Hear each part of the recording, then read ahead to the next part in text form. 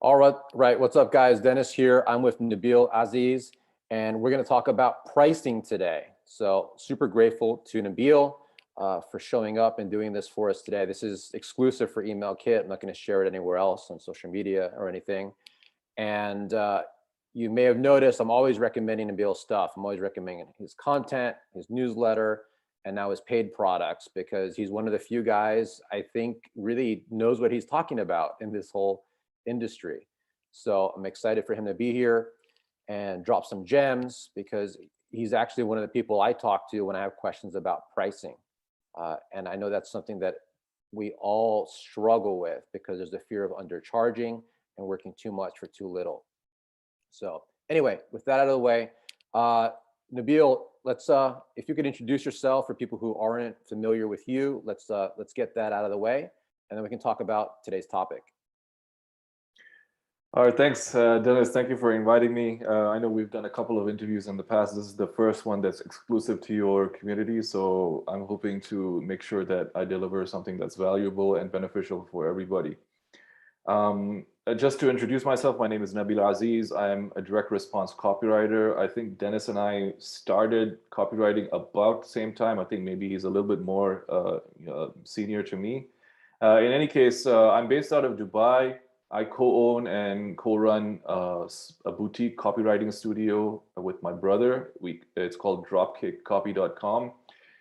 At the moment, we're generalist direct response copywriters, but I'm actually thinking that I might have to niche down into focusing on email specifically, and then email for high ticket coaches, or just high ticket offers in general. And the reason why I've decided to do that finally is that it's going to just make it easier for me to grow the business by with marketing, because I have one messaging that's focused. I have one product that I'm offering and one result that I'm promising, and it just streamlines everything across the board. Because right now we pretty much take any kind of direct response client, and while that is very rewarding, and we've developed a whole bunch of experience in different types of copywriting, and we have gotten results with all different types of copywriting, it makes it more difficult to run a business. And that's what we're doing at the end of the day. Even though we're freelancers, we're running a business. So I've got this presentation shared, a presentation created. I'm gonna, can you activate screen sharing for me, Dennis? Yeah, let's see. How do I You got to give do you? share screen and then allow multiple. Okay. I'm not the guy to ask about tech. Yeah. All right, so I made this short, there's a very short presentation, and then we're going to go into a spreadsheet that I'm going to share with everybody. And that's going to be the way you figure out your stuff, okay? Dude, you're amazing. I was not expecting slides today. I wanted to make sure I came prepared, so I came with something.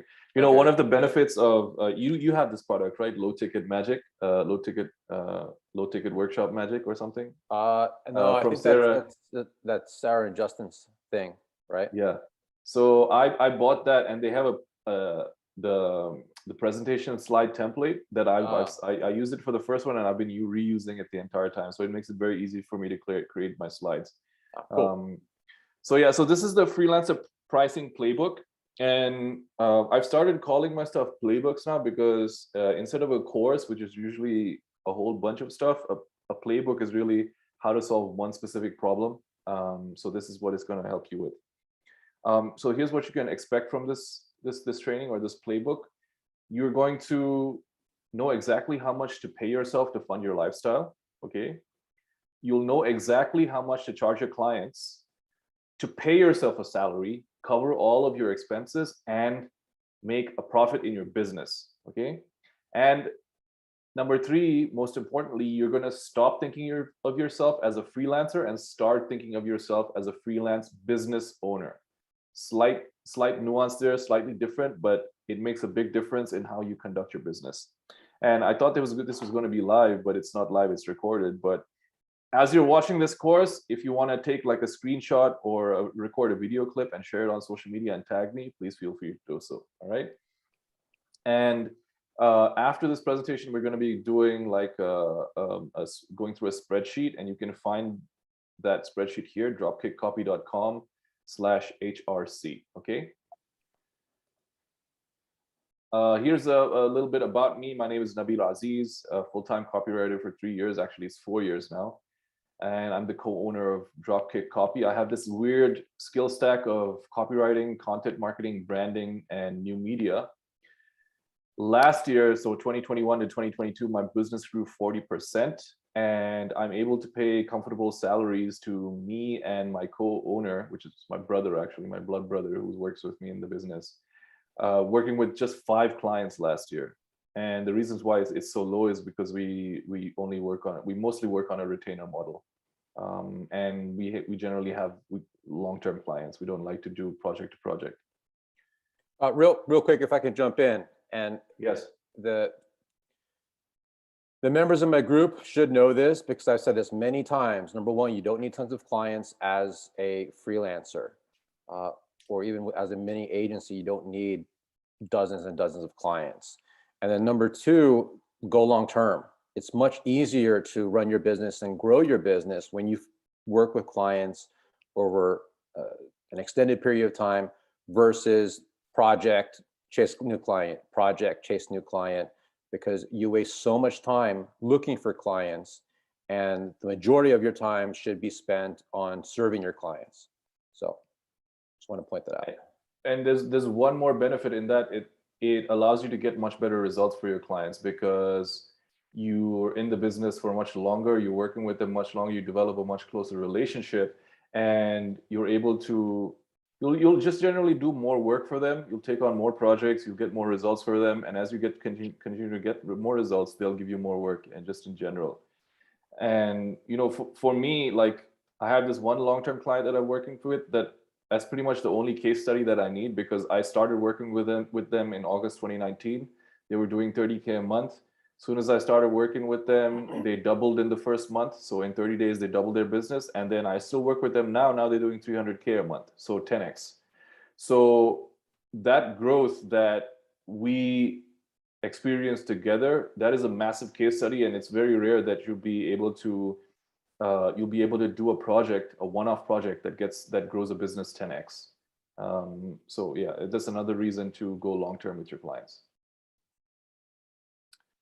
So part 2, these are the fundamental principles of making money as a freelancer. There are 3 of them, okay? Principle number 1 is that your business income isn't your personal income, and vice versa. Principle number 2 is, if you never take profits, you will never make profits, okay? So it's a conscious decision to run a profitable business. Principle number 3 is that you need to figure out your minimum hourly rate that you have to charge to cover all of your expenses and your salary and everything like that. But you never tell this minimum hourly rate to your clients. The minimum hourly rate is only there for you as an internal metric to figure out your pricing. When you quote a price to clients, you usually be quoting as a retainer or a project. You don't quote hourly, okay? It may be the case that when you're really starting out as a complete beginner, if you're on sites like Upwork or Fiverr or freelancer.com, you might have to work hourly for a little while.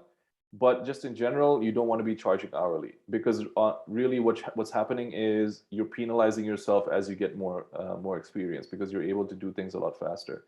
And also, the work that you do gets much better, and they generate more ROI for your clients, so that you're really just penalizing yourself, okay? So principle number 1, business income isn't personal income, okay? Your labor, the work that you do as a freelancer or as a copywriter, graphic designer, whatever, is a business expense.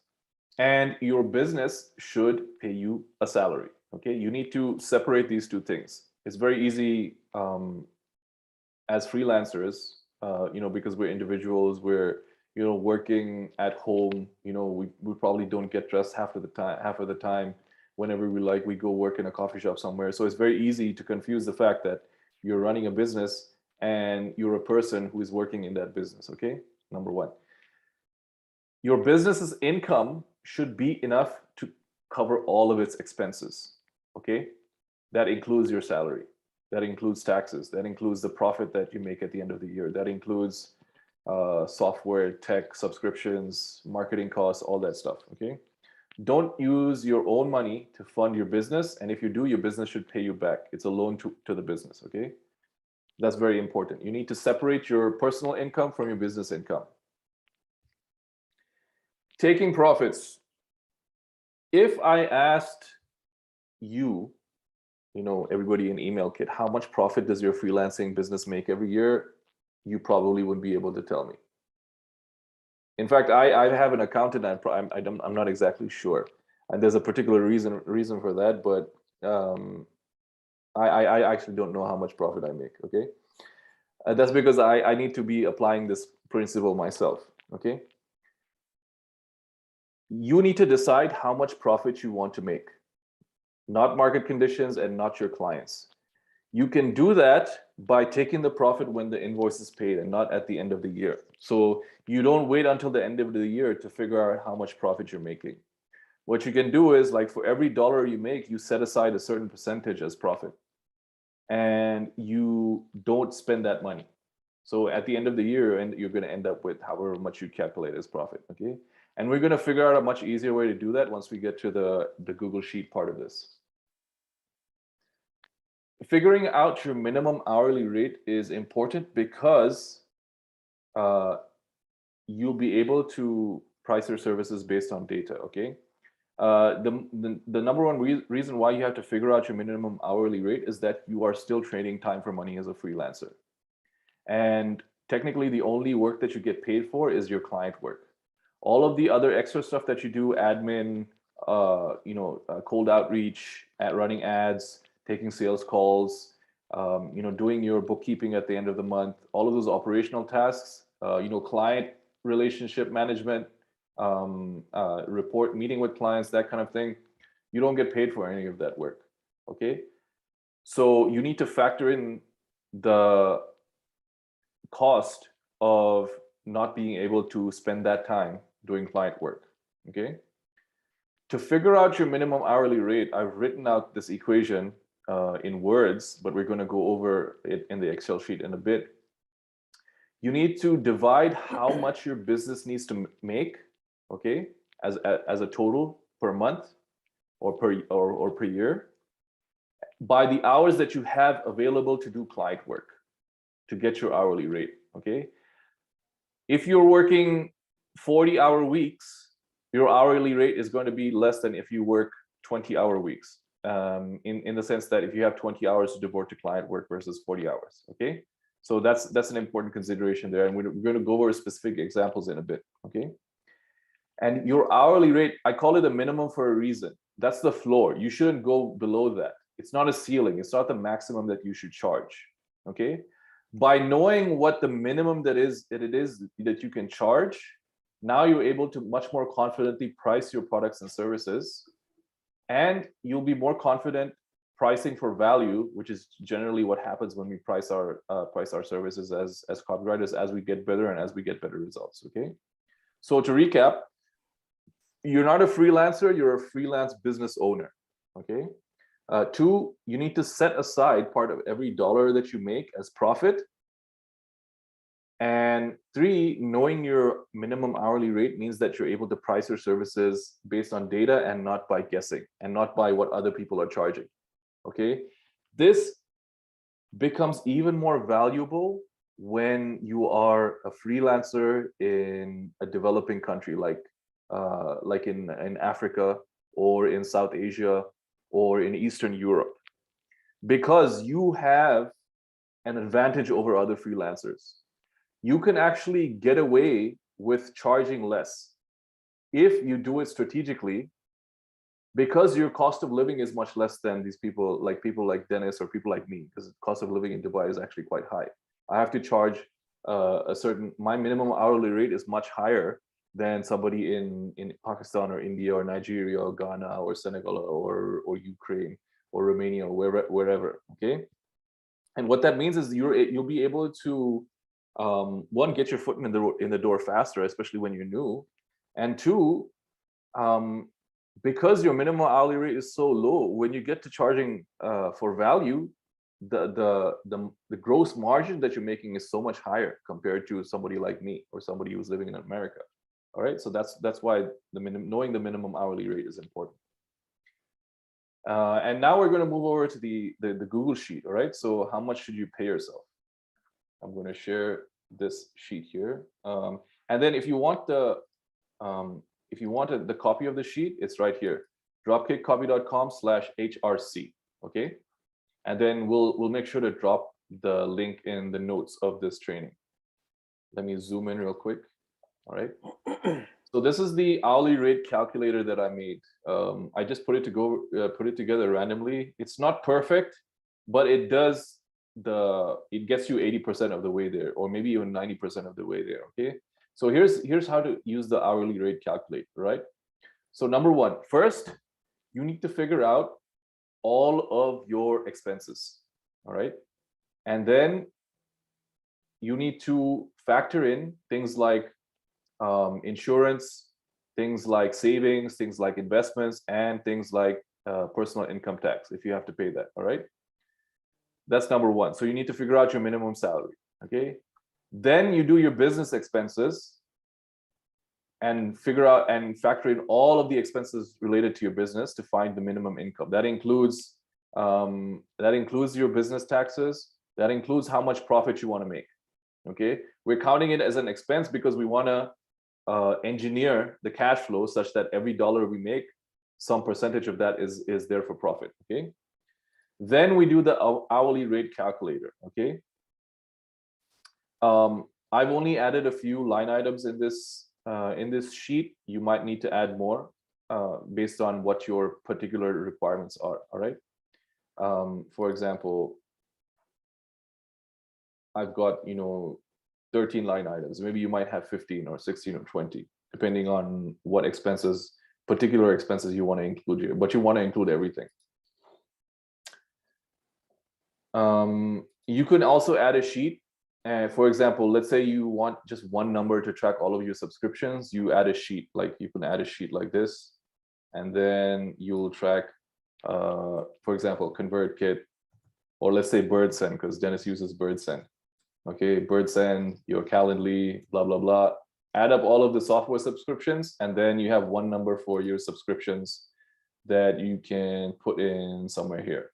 So I've got my subscriptions sometimes separately.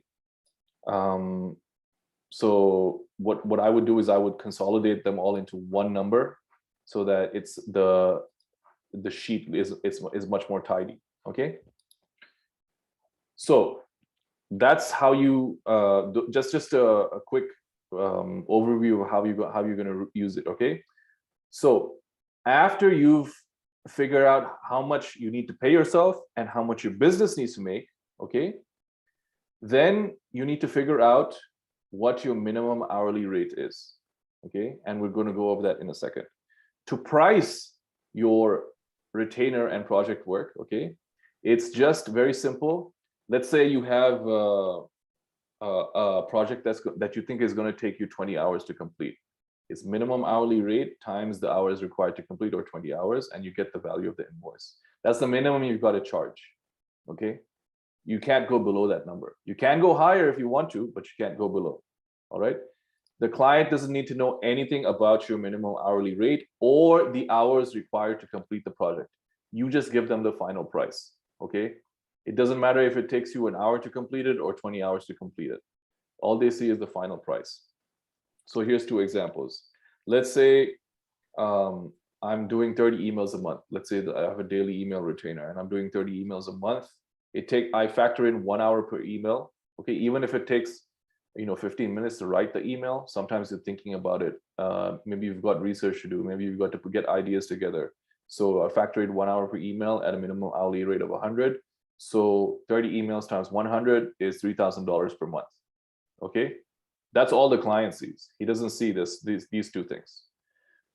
Project pricing. Let's say 4-week turnaround time. All right, and you have 10 hours per week to work on this particular project.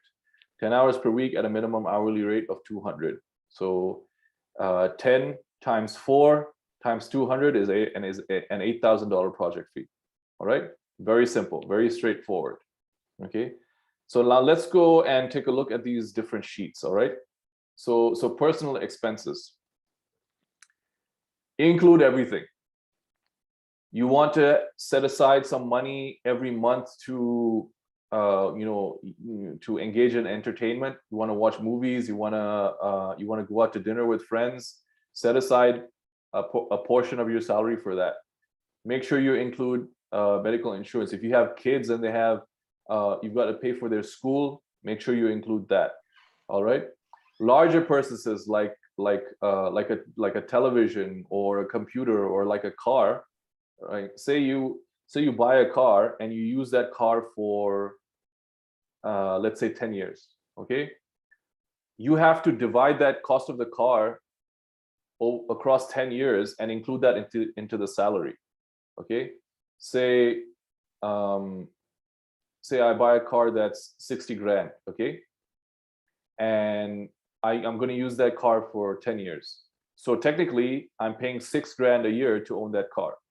All right, and then broken down monthly, that's $500 a month that I got to earn from my salary to pay for that car, to cover the cost of that car.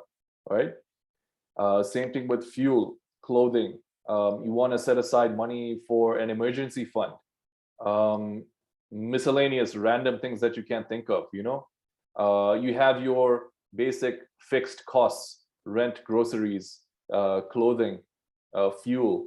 Okay, internet and phone will be one of those.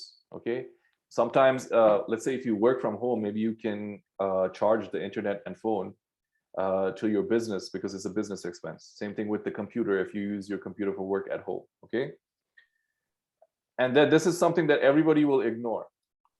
Factor in how much money you want to save per month, factor in how much money you want to invest per month, and factor in your personal income tax. Let your business pay for, or the salary that your business pays you, pay for all of those things. Don't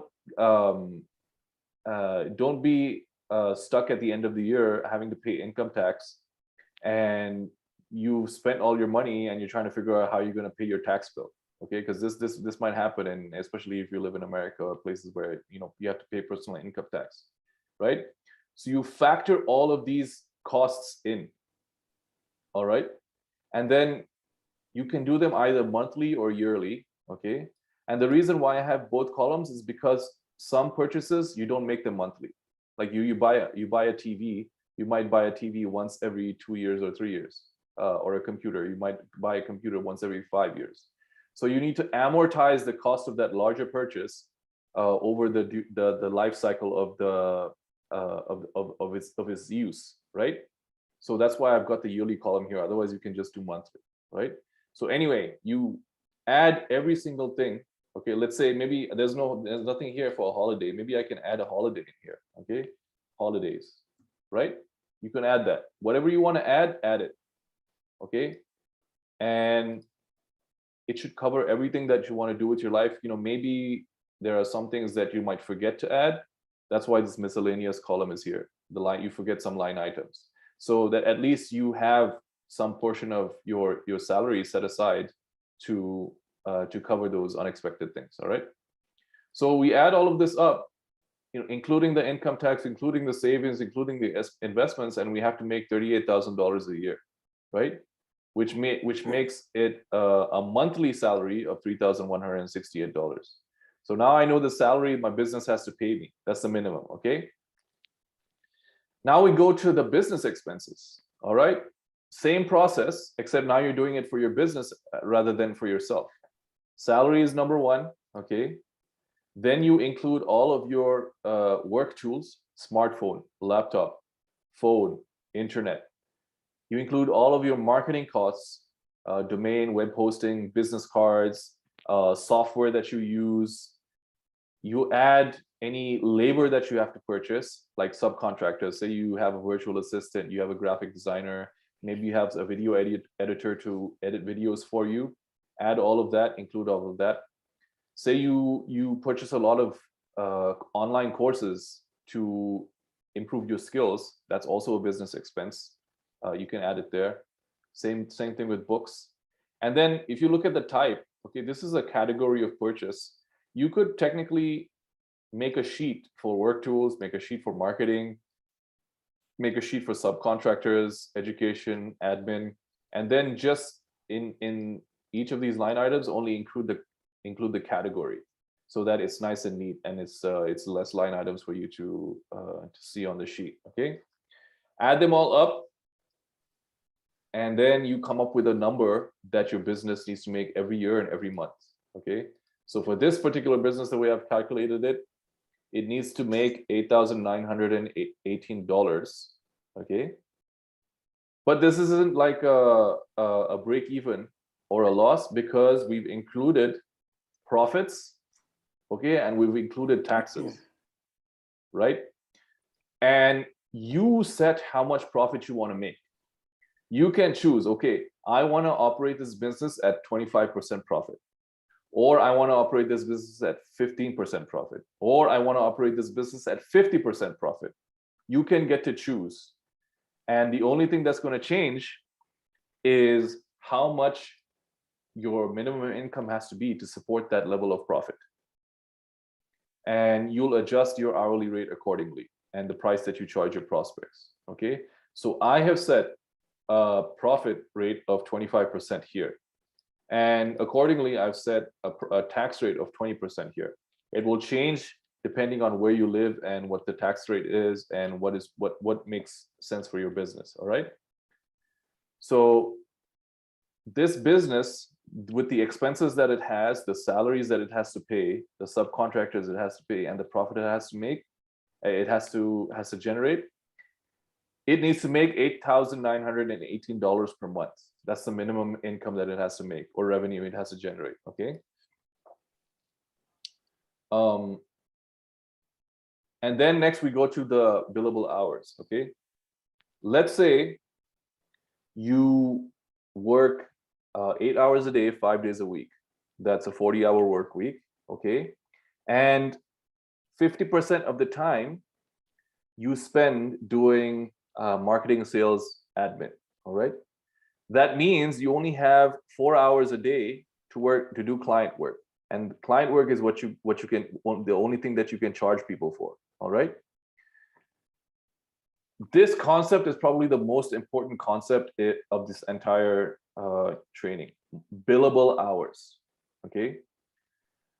Because you can only charge for the client work that you do. So if you have a 40-hour work week that's 50% billable, you can only charge for 20 hours per week. You can charge your clients only for 20 hours per week. Times 4 weeks, that's 80 billable hours per month. Okay.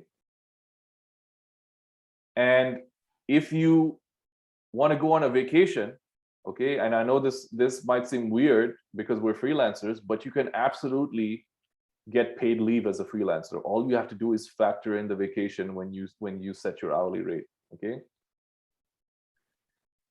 If you're, let's say you go, okay, so if let's say you're a traveler like Dennis, right? And you only work for 9 months a year. You take 3 months of a vacation every 12 weeks, every 3 months you take 2 weeks off. Yeah. You're only working 9 months a year. Okay. And you only have 80 billable hours per month. Your yearly billable hours are 80 times 9, which is 720. Okay. Those are the amount of hours that you have to do client work that you can charge people money for. All right.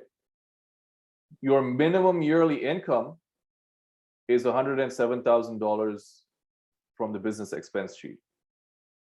You divide your minimum yearly income by the number of yearly billable hours that you have, and you come up with your minimum hourly rate of $149. Okay. So do you understand what's going on here? You are calculating exactly how many hours you can put in to client work per month. You are calculating exactly how much money your business needs to make to support itself and make a profit and pay you the salary that you need to make. And you're figuring out the minimum amount of money you need to charge per hour to hit all of these numbers. So now when I set up my pricing for an email marketing retainer, I have this number to work with. Okay. So let's say I'm doing daily emails. Yeah. And now I have my number of $149, 30 times 149, 4,470 per month. Okay, is how much I need to charge my clients minimum. Now, what if instead I said I'm going to charge them $3,000 a month? Sounds like a good number. It's a nice number. It's $100 per email. Let me charge them $3,000 per month. But you got to charge them $4,470 per month. That's your actual minimum amount that you got to charge, and you didn't know this because you didn't go through this exercise. So basically, not only are you losing an extra $1,470 per month, you're actually costing yourself and your business money because you can't hit the salary that you need to pay yourself. You can't hit all of the expenses that you need to pay for your business, and you won't be able to make a profit. You won't ever be able to make a profit in your business. Growth. If you ever want to grow your business, you got to have profits, because profits are what fund growth. All right. So that is the hourly rate calculator sheet. Okay. You will all have a copy of this. If you go to dropkickcopy.com/HRC, all you got to do is go here, open it up, click make a copy, and you'll have your own copy. All right. And then you can put in all of your own numbers that you want to put in, and then do this exercise for yourself. Okay. Put in all of your business expenses. Figure out how many hours per week you want to work. You can totally do a 20-hour work week. Okay. Let's say a 20-hour work week, which will give me 50% billable, will give me 20 hours, 40 hours, right? 20-hour work week, 50% billable will give me 20 hours week, 20 hours billable per week that I can charge people. And let's say I only take 1 month off. All right. So now I have 440 yearly billable hours. My minimum yearly income stays the same. Now I got to charge people $243 an hour to hit my monthly income, to hit all my numbers, not just my monthly income. Okay. And let's say we have a daily email deal, the client. Okay. 30 times 243. That's the minimum I got to charge them, 7,290 to work this much. All right. And to hit all these numbers. So it's very simple. The whole point of freelancing is that you get to decide how you work and how you live your life, right? And if you don't go through exercises like this and identify exactly what the numbers you need to hit are, you're always going to be trading time for money. You're always going to be in that feast or famine cycle. You're always going to have to keep lowering your rates and working with too many clients and not being able to do a good job for them. You'll never actually achieve any kind of growth in your business. It's the reason why most copywriters, the average yearly income for copywriters is like 50K a year. Most copywriters are not making 6 figures a year.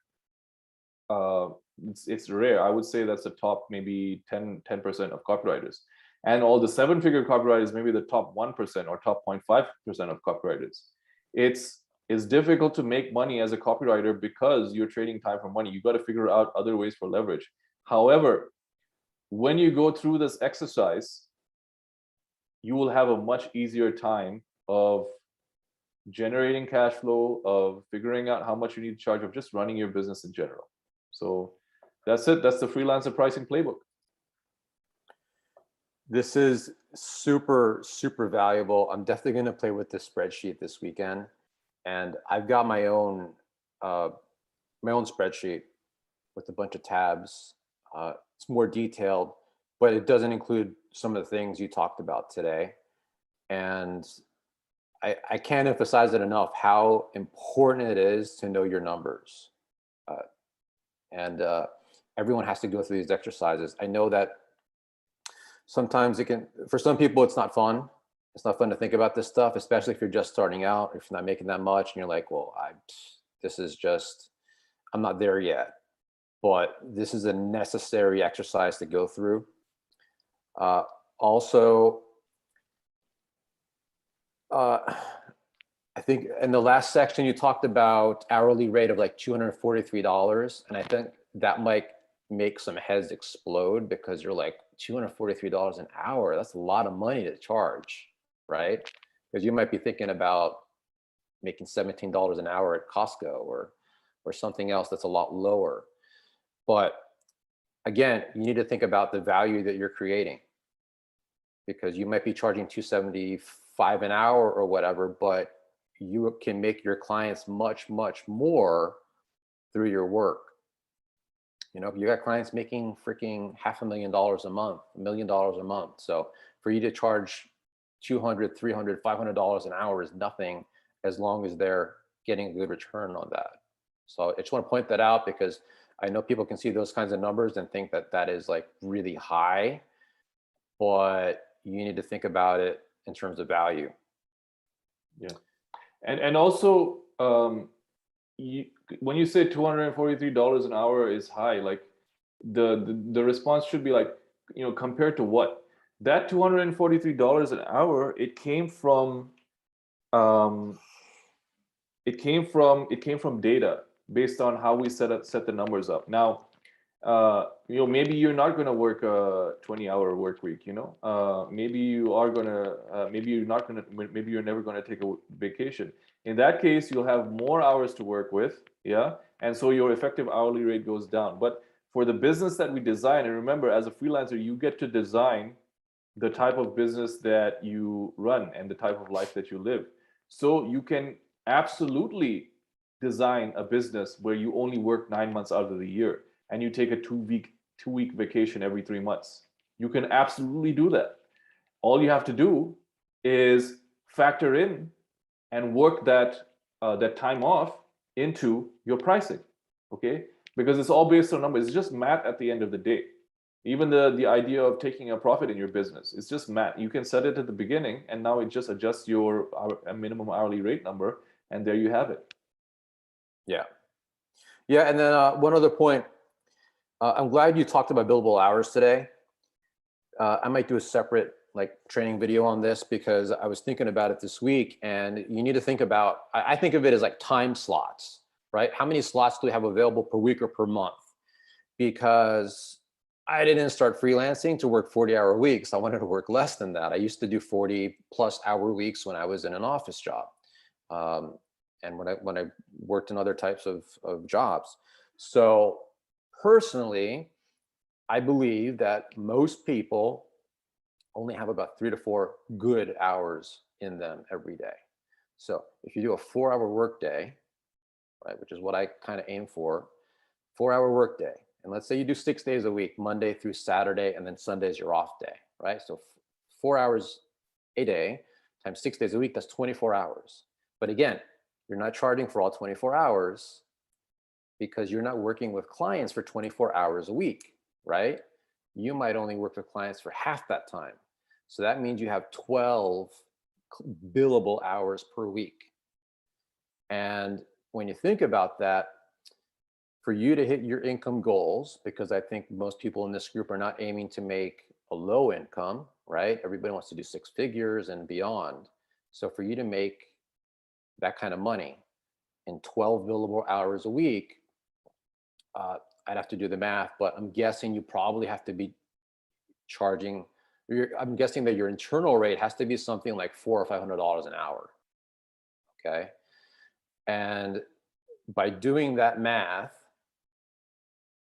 I think one of the big things that people will see is that, shit, I have to charge a lot more. And yeah, I can justify charging more because I need to charge more in order to hit my numbers, right?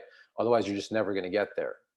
And that's how you really can bump up your prices to charging 5K or 10K or whatever per project or per monthly retainer. You know, that's how that can help you arrive at those numbers. and get away from being one of these freelancers who's doing like little $200, $500 projects. You know, aside from like a trial offer, which I like to recommend. But for your core offer, your main offer, you need to think about that. And then there's the other factor that I was talking about earlier this week, which is performance-based deals, right? Because then it works a little bit differently. You might charge 2K upfront plus 10% or plus 20% or whatever.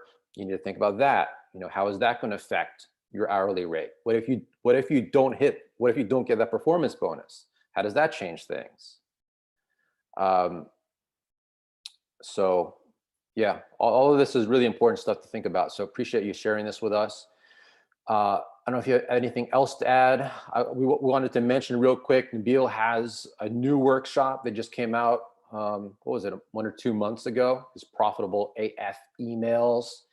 And like I said earlier, all of Nabil's stuff is great. So if you guys are interested, why don't you tell people in like 30 seconds what that workshop is about if they're interested, and then I'll drop a link later today so that if anyone's interested, they can grab that workshop too. Yeah, so Profitable AF Emails is not an email copywriting workshop. It's more about email marketing in general. So it's about, I have modules covering email deliverability, how to make sure that your emails are getting to the inbox and not going to spam. I've got how to keep your email engagement rates high. I've got how to design emails, like email design, making it easy to read. I've got one that a module that goes over email marketing promotions, like product launches or sales or things like that. So it's more about the structure and cadence and basically managing your email marketing than it is a course about email copywriting.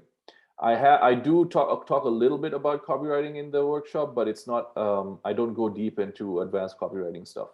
It's more about, you know, how to do the email marketing so that email marketing makes you money. So if that's something that you're interested in, it'll teach you a few things. Like, you know, the thing about being an email copywriter is it's not about writing the best copy. It's about sending the right message at the right time. And even if you're able to do that, send the right message at the right time to the right person, you don't need to have the best copy to make the sale. So that's what Profitable AF Emails is about. It's about showing up consistently. It's about making your emails easy to read. It's about sending enough emails so that you build a relationship with your subscriber, and then eventually when it's time to buy, they do that for you, they buy. So that's what Profitable AF Emails is about. Cool. All right, man. We're all done. Thank you again. I'll drop that link when I have it. And then if you guys are interested in that spreadsheet, which you should check it out. We've mentioned it a couple times in here. Maybe I'll drop another link below the video, but I'm definitely going to check it out because I want to play with it and see what those numbers look like. Thanks, Dennis. All right, man. Glad it was valuable.